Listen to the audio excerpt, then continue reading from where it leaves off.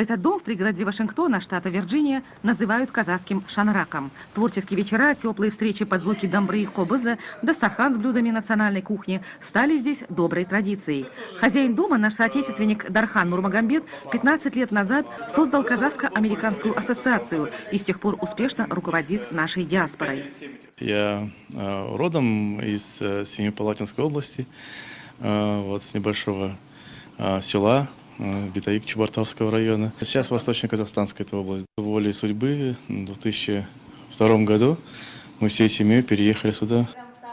В США им улыбнулась удача. Дархан Нурмагомбет становится первым казахом, сотрудником НАСА, Национального управления США по аэронавтике и исследованию космического пространства.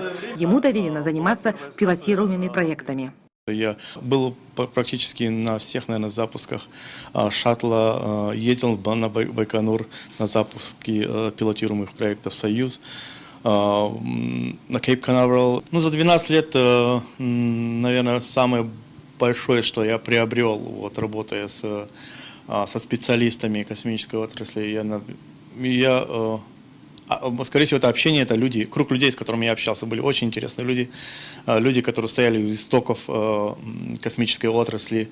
Все эти годы Дархан и Аяллы не прерывают связь с родиной. Более 10 лет назад они открыли казахско-американскую ассоциацию. С тех пор наша диаспора вместе отмечает национальные праздники, не забывают родной язык и народные традиции. Семья Нурмагомбет открыла казахские учебные классы для детей и взрослых. С гордостью Аяллу рассказывает об успехах хора «Балауса», который она создала вместе с другими представителями нашей диаспоры.